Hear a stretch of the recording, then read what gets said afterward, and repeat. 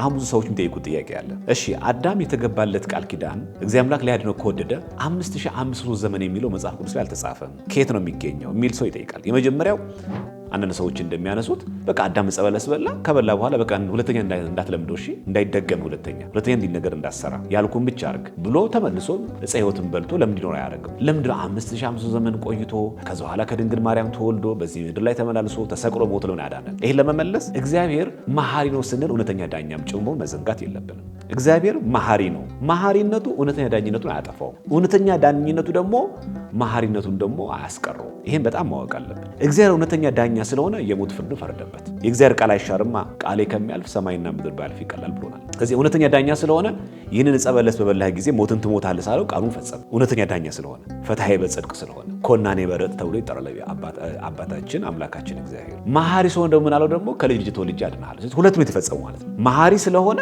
ተሰቅዬ ሞቼ ያንተን ሞት እኔ እሞታለሁ አለ። መሐሪነቱን ፈጸመ። እውነተኛ ዳኛ ስለሆነ ግን አላስቀረበትም፣ ያንን ቅጣት ፈጸመ። የአዳምን ሞት ግን ራሱ ሞቱ አሳየ።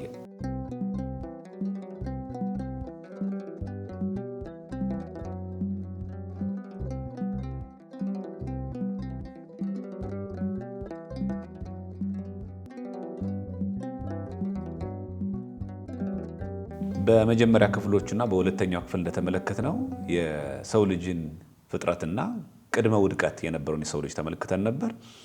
ከዛ ደግሞ የሰው ልጅ አትብላ የተባለውን ዕፀ በለስ በልቶ ከእግዚአብሔር ጋር እንደተጣላ አይተን ነበር። ዛሬ ደግሞ የምንመለከተው ድህረ ውድቀት የተገባለት ቃል ኪዳን ምንድን ነው?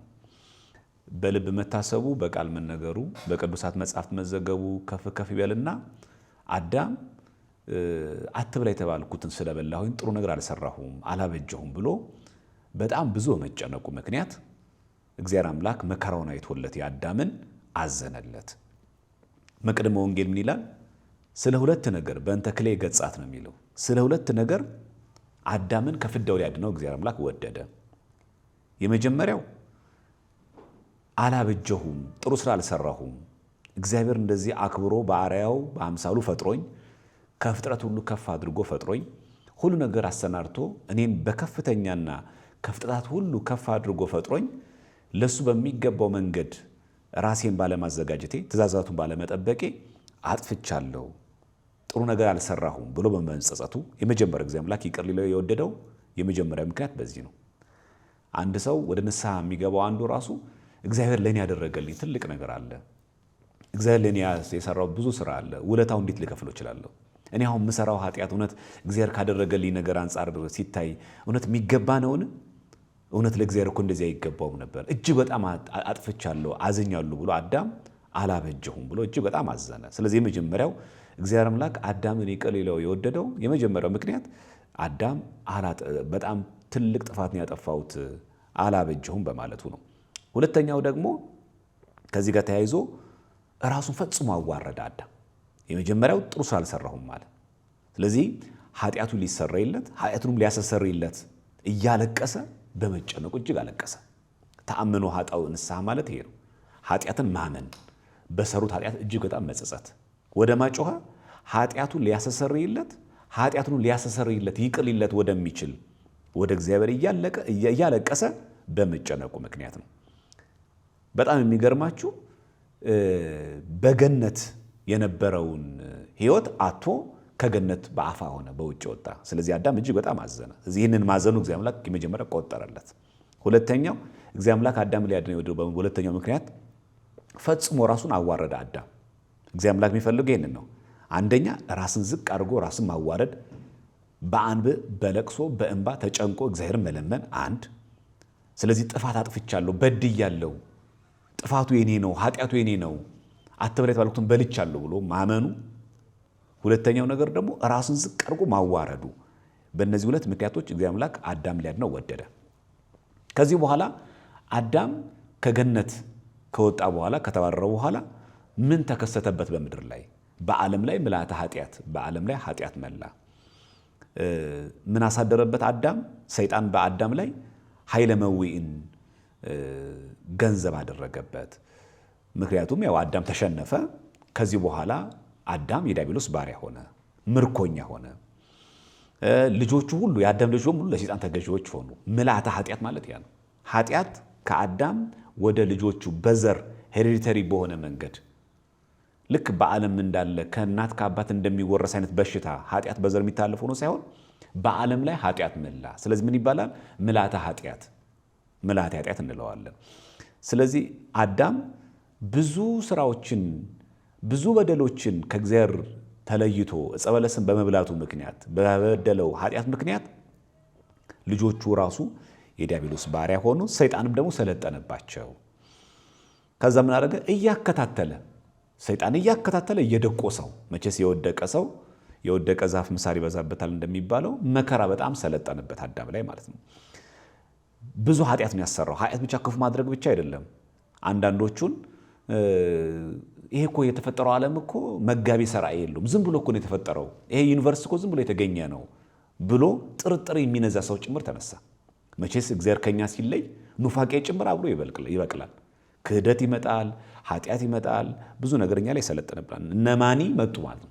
ማኒ የተባለው መናፍቅ እንደሚለው ይሄ ዓለም መጋቢ የለውም፣ ሠራይ የለውም፣ ዝም ብሎ ከባህሪው ዝም ብሎ የተፈጠረው ይሄ ዓለም። ስለዚህ ፈጣሪ የሚባል አካል የለውም። ክረምትና በጋ፣ ቀንና ሌሊት፣ ከእንደገና ደግሞ ይህንን የምናየውን ወቅቶች የሚያፈራርቀው እንዲሁ ዝም ብሎ በራሱ ነው ፍጥረት እንጂ ፈጣሪ የለውም ብሎ ይናገር ነበር ማኒ። ከውድቀት በኋላ አንዱ ኑፋቄ በዓለም ላይ ይሄ መጣ። በጣም የሚገርመው ይሄ ብቻ አይደለም። ሰማይና ምድርን የፈጠሩ ፀሐይ፣ ጨረቃ፣ ከዋክብት እንደሆኑ ሰይጣን አስተማራቸው። በተለይ ጽራውያን ግሪካውያን ማለት ነው። ፀሐይ፣ ጨረቃን፣ ሰባትን ከዋክብት ያመልኩ ነበር።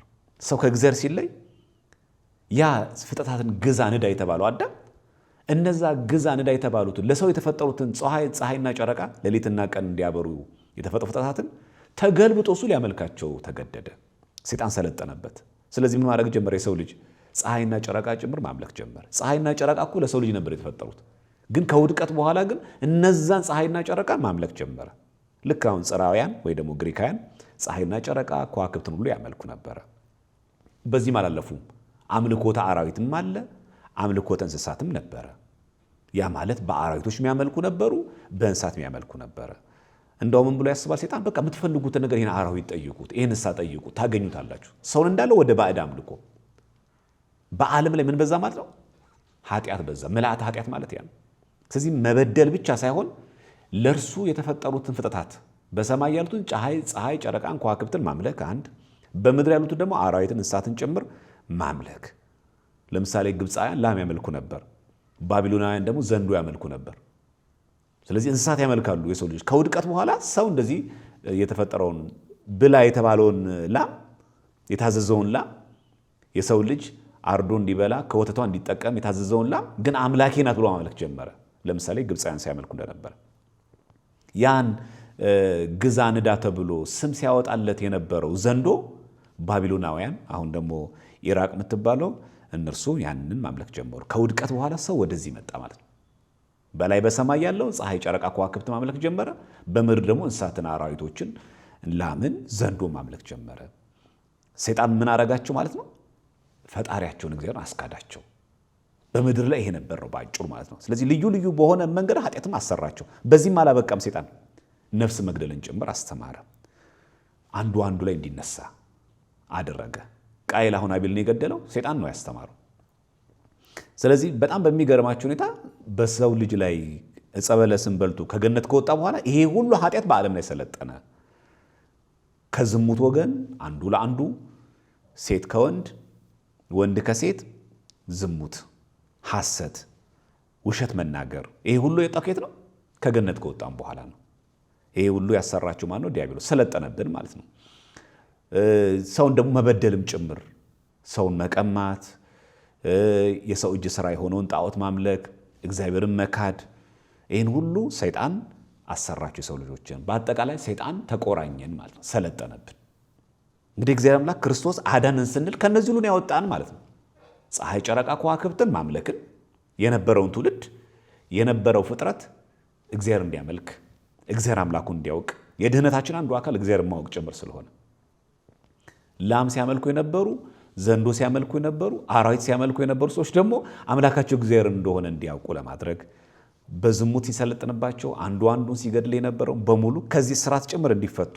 ምክንያቱም ሰይጣን ተቆራኝታቸው ስለነበረ አንዱ ለአንዱም አይተኛም። ሐሜት ነበረ፣ ሐሰት ነበረ። አንደበታችንም በኃጢአት፣ ግብራችንም በኃጢአት፣ ሐሳባችንም በኃጢአት ማለት ነው።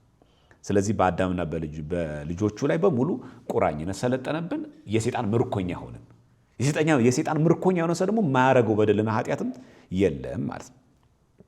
ከዛ ምን አደረገ ሰይጣን? የሞተውን ሰው ስጋውን በመቃብር ነፍሱን በሲኦል ደግሞ ተቆራኝቶ ይኖር ነበረ። ስለዚህ የሰው ልጅ ይህን ሁሉ ውድቀት አደረበት ማለት ነው። ይህን ሁሉ ሲሆን ታዲያ እግዚአብሔር አምላክ በአዳም ላይ ምን እንደሚፈርድበት አዳም ከተፈጠረ ጀምሮ 5500 ዘመን እስኪፈጸም ድረስ ቁራኝነት ፈጽሞ ተደረገብን፣ ሰለጠነብን ማለት ነው። አሁን ብዙ ሰዎች የሚጠይቁት ጥያቄ አለ። እሺ አዳም የተገባለት ቃል ኪዳን እግዚአብሔር አምላክ ሊያድነው ከወደደ 5500 ዘመን የሚለው መጽሐፍ ቅዱስ ላይ አልተጻፈም፣ ከየት ነው የሚገኘው የሚል ሰው ይጠይቃል። የመጀመሪያው ምንጭ የምናደርገው ገድለ አዳምን ነው፣ ወይ ደግሞ በእንግሊዝኛው ዘ ፈርስት ቡክ ኦፍ አዳም ኤንድ ኢቭ የተባለ አለ። ቻፕተር 38 ላይ ዘ ፕሮሎግ ኦፍ አዳም ኤንድ ኢቭ የተባለ መጽሐፍ አለ። እዛ ላይ 5500 ዘመን እግዚአብሔር አምላክ ለአዳም ቃል እንደገባለት የመጀመሪያው ምንጭ የምናገኘው እዛ ላይ ነው። እንዲህ ይላል ቃሉ፣ አዳም ሆይ ስለጠየቅከው የሕይወት ዛፍ ፍሬ የሕይወትን ፍሬ ይበላ የሕይወትን ዛፍ ፍሬ ይበላ ዘንድ አዳም ተመኘ። ዕፀ በለስ ከበላ በኋላ ለምን? ኃጢአቱን ይቅር ብሎት የመጀመሪያ ኑሮ እንዲቀጥል ፈልጎ አዳም። ነገር ግን እግዚአብሔር አምላክ ምን አለው? አዳም ሆይ ስለጠየቅከው የሕይወት ዛፍ ፍሬ አሁን አልሰጥህም። መቼ እሰጥሃለሁ አለው? ግን ነገር ግን 5500 ዘመን ሲፈጸም ብቻ እሰጥሃለሁ አለው። ይህ 5500 ዘመን የምናገኘው ዘ ፈርስት ቡክ ኦፍ አዳም ኤንድ ኢቭ የተባለው ቻፕተር 38 ላይ እናገኘዋለን ማለት ነው። በመጽሐፍ ቅዱስ ላይ ደግሞ መጽሐፈ ሲራክ ምዕራፍ 24 ቁጥር 6 ላይ የ1980 መጽሐፍ ቅዱስ ላይ ርኅራኄ የሆነ የባህሪ የሆነ አምላካችን እግዚአብሔር በባህርም ማዕበል መካከል ይላል በየብስም መካከል ተመላለሱ፣ ከ5500 ዘመን አስቀድሞ የሕዝብንና የአሕዛብን ሥጋ አልተዋድሁም ይላል። ልብ በሉ፣ ከ5500 ዘመን በኋላ ነው የሚለው። ከዛ በፊት ነው የሚለው። ከዛ በፊት የሕዝብና የአሕዛብን ሥጋ አልተዋድሁም ይላል። የተዋህደው ማን ነው? አካላዊ ቃል ኢየሱስ ክርስቶስ። ስለዚህ ስግው ቃል የሆነው 5500 ዘመን ከተፈጸመ በኋላ እንጂ አስቀድሞ አይደለም። እና ምን አለን? 5500 ዘመን ከመፈጸሙ አስቀድሞ የሕዝብንም የአሕዛብንም ሥጋ አልተዋድሁም። የተዋህደው መቼ ነው? 5500 ዘመን ሲፈጸም ነው። ይህንን መጽሐፈ ሲራክ ምዕራፍ 24 ቁጥር 6 1980 መጽሐፍ ቅዱስ ላይ እናገኘዋለን። ከውጭ መጽሐፍቶችም እንጥቀስ። ለምሳሌ የቅዱስ ይስሐቅ ሶርያዊ ሆሚሊ 19 ላይ ልክ እንደዚሁ እግዚአብሔር አምላክ ለአዳም የገባለት ቃል ኪዳን 5500 ዘመን መሆን ያሳያል። አብዱሊዘሮም ሂፖላይተሶፍሮም ብለን የምንጠራው በእኛ ሃይማኖተ አበው አብዱሊዘሮም የሚባለው በውጮች ደግሞ ሂፖላይተሶፍሮም በተባለው ኮሜንተሪ ኦን ዳንኤል የትንቢተ ዳንኤልን ሲተረጉም አብዱሊዘሮም እንዲህ ብሎ ነው የተረጎመው። መድኃኒታችን ኢየሱስ ክርስቶስ ሰው የሆነው ከ5500 ዘመን በኋላ በትክክል እንደተወለደ በግልጽ አስተምሯል። ይሄ የቤተክርስቲያናችን አባት የሁለተኛው ክፍለ ዘመን የቤተክርስቲያናችን አባት የሆነው አብዱሊዘሮም ወይ ደግሞ ሂፖላይተስ የሚባለው። ሌላው አንድ ጥንት ታሪክ ተመራማሪ ያለ ጁልየስ አፍሪካነስ የሚባል ከ1960 እስከ 240 ዓመተ ምህረት አካባቢ በመጀመሪያው ክፍለ ዘመን የነበረ የጥንት የቤተክርስቲያን ታሪክ ጸሐፊ ነው። የሰባ ሊቃናትን ጽሑፍ የሴፕቱ ኤጀንትን በመጠቀም የዓለም ታሪክንም በማስላት በዘመነ ቄሳር ለዓለም የተበሰረው የማዳን ቃል እስኪገለጥ ድረስ ያለውን ጊዜ 5500 ዘመን እንደሆነ በዕብራይስጥ ታሪካዊ መዛግብቶች እንደሚገኝ ይህንን ዘግቦ እናገኛለን። ይህንን ታሪክ የዘገበልን ጥንታዊ የመጀመሪያው መቶ ክፍለ ዘመን አባት ጁልየስ አፍሪካነስ የተባለው የታሪክ ተመራማሪ ፍራግመንት 1 ላይ አስፍሮ እናገኛለን። ይሄ በሃይማኖተ አበውም እናገኘዋለን። ሃይማኖተ አበው ዘቅዱስ አትናቴዎስ ላይ ሐዋርያዊ ማለት ነው ምዕራፍ 31 ቁጥር 32 ላይ በነቢያት ሁሉ እንዲያድር ቃል ካደረበት ከመቤታችን ድንግል ማርያም ስለተወለደ ስለ እርሱ ብቻ 5500 ዘመን ይላል ቃል በቃል ሲፈጸም አንድ ጊዜ ሰው ሆኖ ተወለደ ተብሎ ለምን ተነገረናል? ስንት ነው የሚለው?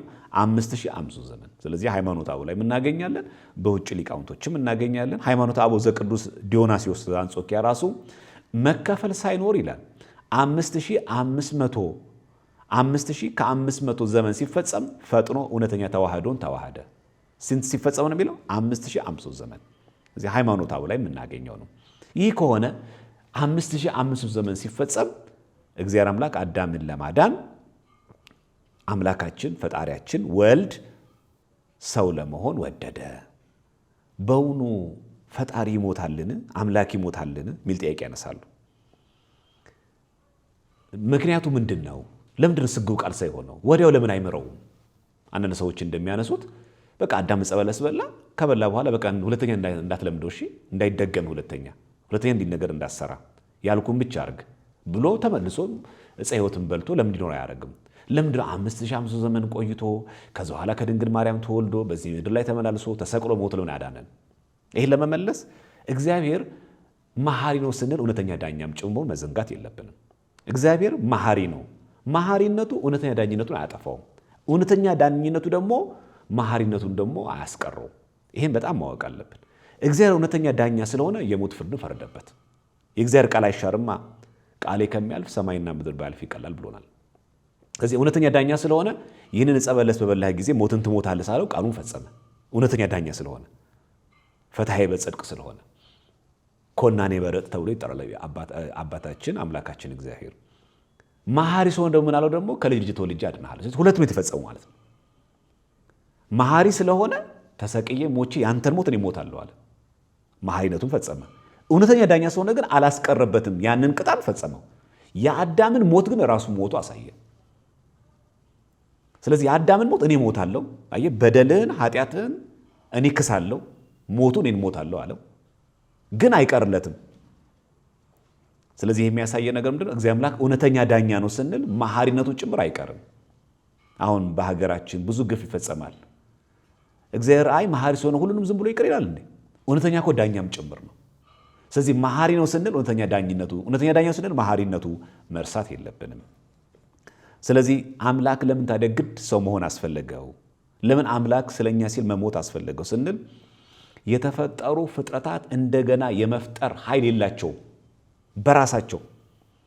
ስለዚህ መላእክትም ሆኑ ነቢያትም ሆኑ የተፈጠሩ ፍጡራን ስለሆኑ የሰውን ተፈጥሮ እንደገና መፍጠር አይችሉም። ስለዚህ የተዋረደው የወደቀው የጎሰቆለው የሰው ማንነት እንደገና በአዲስ ተፈጥሮ መፍጠር የሚችለው ማን ነው? ራሱ ፈጣሪ ብቻ ነው። ስለዚህ የግድ ይህንን የጎሰቆለን የሰው ልጅ ተመልሶ መፍጠር የሚችል ኃይል ስልጣን ያለው እግዚአብሔር ስለሆነ እግዚአብሔር ወልድ ሰው መሆን ግድ አለው። ለምንድነው ነቢያት ያልሆኑት? ለምንድነው መላእክት ያልሆኑት? ለምንድነው ጻድቃን ሰማዕታት ያላዳኑን? የተፈጠሩ ፍጥረታት ስለሆኑ መላእክትም ሆኑ ነቢያት፣ ጻድቃን፣ ሰማዕታት በሙሉ እነዚህ የተፈጠሩ ፍጥረታት ደግሞ እንደገና እኛን ሰው ልጆችን የመፍጠር ኃይል የላቸው። እኛን እንደገና የመፍጠር ኃይል ያለው ማን ነው? እግዚአብሔር ነው። ለዚህም ነው አትናቴዎስ ሐዋርያዊ በእንተ ተሰጎተ ቃል ወይም ደግሞ ኦን ዘ ኢንካርኔሽን በተባለው መጽሐፍ ላይ የእግዚአብሔር ቃል ይላል በተለየ አካሉ ሰው ሆኖ መጣ ይልና፣ ምክንያቱም በአርአያ የተፈጠረውን ሰው እንደገና መፍጠር የሚችለው እርሱ ብቻ ነውና፣ እንደገና ሊፈጥር የሚችለው እሱ ነው። የጎሰቆለ ማንነታችን ሊያስተካክል የሚችል። ለዚህ ነው መጽሐፍ ቅዱስ ኤፌሶን 2:10 ላይ ሐዋርያ ቅዱስ ጳውሎስ እኛ ፍጥረቱ ነንና ካለ በኋላ እንመላለስበት ዘንድ እግዚአብሔር አስቀድሞ ያዘጋጀውን መልካሙን ሥራ ለማድረግ በክርስቶስ ኢየሱስ ተፈጠርን ይላል። የተፈጠረው ማን ነው? በክርስቶስ ኢየሱስ ተፈጠርን ይላል። ምን ለማድረግ? አስቀድሞ ያዘጋጀውን መልካሙን ሥራ ለማድረግ ነው የሚለው። ስለዚህ ድጋሚ ሊፈጥረን የሚችለው የጎሰቆለው ማንነታችን ሊያድስልን የሚችለው ፈጣሪ ብቻ ነው። ስለዚህ ወልድ ሰው መሆን ግድ አለው ማለት ነው። አንደኛው ምክንያት ይሄ ነው። ሁለተኛው አምላክ የግድ ሰው መሆን ያስፈለገበት በሌላ በፍጡር በመላእክም በጻድቃንም ያላዳነበት ምክንያት ሞትን ማሸነፍ ለፍጡር ስለማይቻለው፣ ሞትን ማሸነፍ የሚችለው እሱ ብቻ ስለሆነ፣ ስለዚህ መላእክትም ሆኑ ነቢያት የሕይወት ምንጭ አይደሉም። ስለዚህ የተፈጠሩ ፍጥረታት ስለሆኑ ነቢያትም ሆኑ መላእክት፣ ጻድቃን፣ ሰማዕታት ሞትን ለማሸነፍና የሰውን ተፈጥሮ ወደ ዘላለማዊ ሕይወት ለመመለስ ወደ ቀደመ ክብሩ ለመመለስ የሚያስችል ውሳጣዊ ኃይል የባህሪ ኃይል የላቸውም፣ የጸጋ እንጂ ያላቸው። ስለዚህ ሞትን በሞቱ መሻር የሚችል ማን ነው? እግዚአብሔር ብቻ ስለሆነ ነው። ስለዚህ አምላክ ለምን ሰው ሆነ?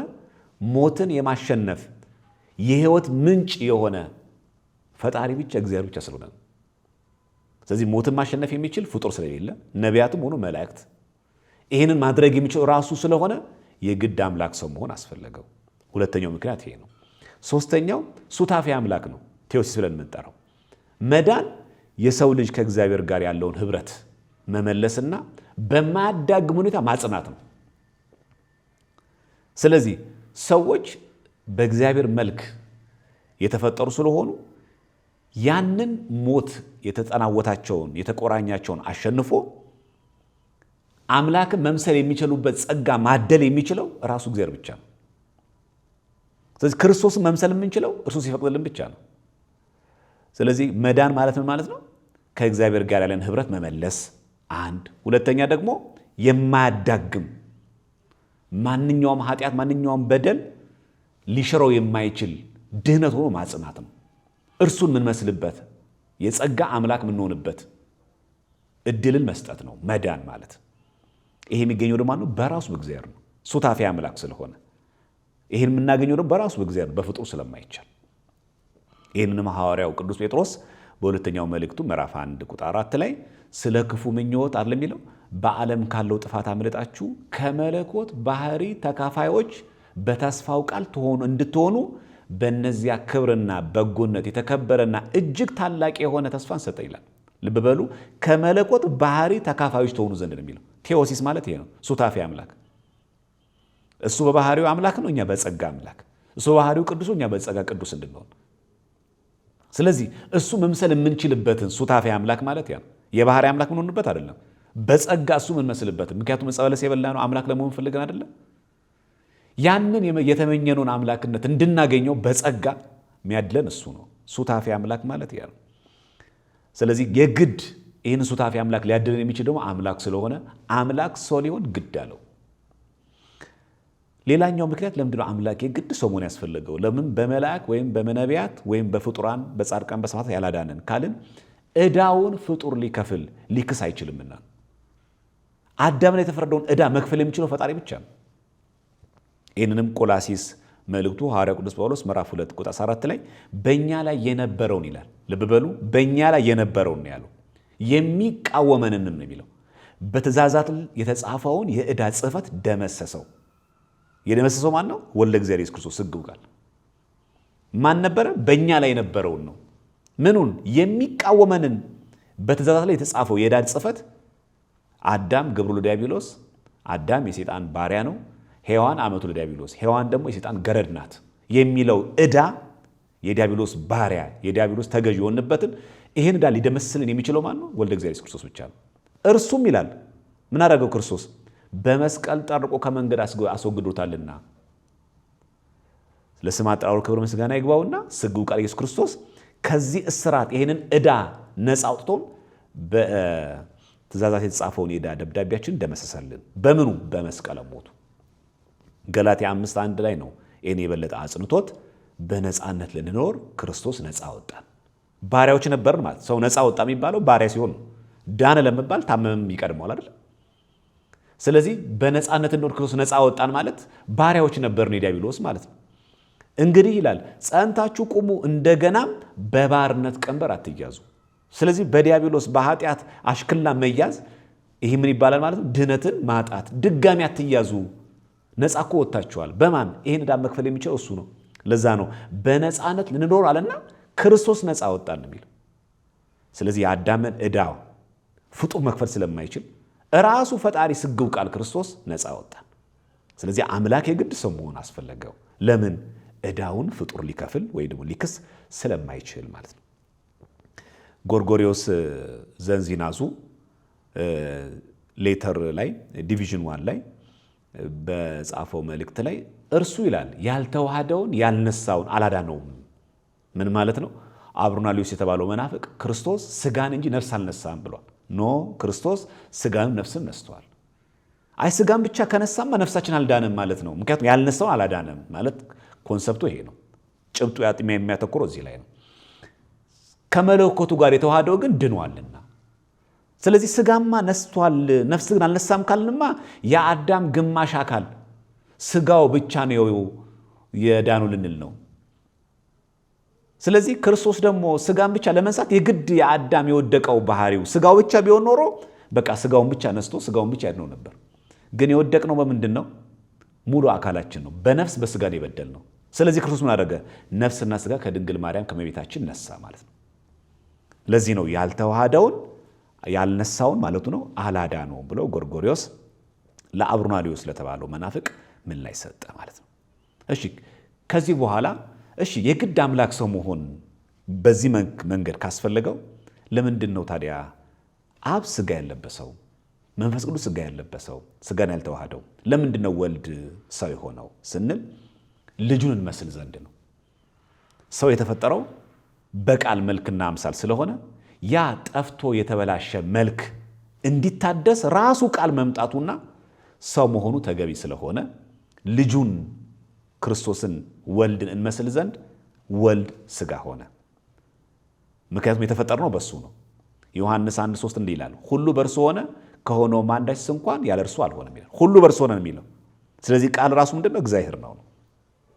ሮሜ 8:29 ይህን ሲያጸናው ልጁ ይላል ወልድ ስግው ቃል በብዙ ወንድሞች መካከል በኩር ይሆን ዘንድ ይላል አስቀድሞ ያወቃቸው የልጁን መልክ እንዲመስሉ አይደል የሚለው። ማንን መስል ዘንድ? የልጁን መልክ እንዲመስሉ አስቀድሞ ደግሞ ወስኗቸዋልና ይላል። አስቀድሞ ወስኗልና ማን እንዲመስሉ ነው የሚለው? የልጁን መልክ እንድንመስል። ስለዚህ ለምንድነው ወልድ ከሥላሴ አንዱ አካል ስጋን የለበሰ? ልጁን ክርስቶስን እንድንመስል ወልድን እንመስል ዘንድ ነው። እንሆን ዘንድ አይደለም፣ እንመስል ዘንድ። ሥላሴ በመፍጠር አንድ ናቸው።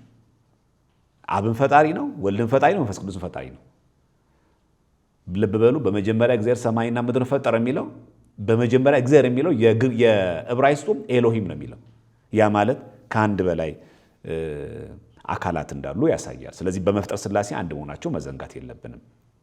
ስለዚህ ወልድም ስጋ እንደሚለብስ አስቀድሞ ኦሪት ዘፍጥረት ምዕራፍ 3 ቁጥር 22 ላይ እግዚአብሔር አምላክም አለ እነሆ አዳም መልካሙንና ክፉን ለማወቅ ከኛ እንደ አንዱ ሆናል የሚለው ከኛ የተባለው ማን? ከሥላሴ እንደ አንዱ እንደማን? እንደ ወልድ ሆነ፣ ስግው ቃል ሆነ ማለት። አንደኛ ቆሮንቶስ 15:22 ላይ ሁሉ በአዳም እንደሚሞቱ እንዲሁ ደግሞ በክርስቶስ ደግሞ ሕያዋን ይሆናሉና። ስለዚህ ለምን አስፈለገው? በአዳም እንደሞትን ሕያው ለመሆን በክርስቶስ ደግሞ የግድ ሰው መሆን እና በሱ ሞት እኛ መዳናችን ግድ እንደሆነ አሳየን። ሕያው ለመሆን የግድ የወልድ እግዚአብሔር ኢየሱስ ክርስቶስ ስግው ቃል መሆን ግድ አለ ማለት ነው።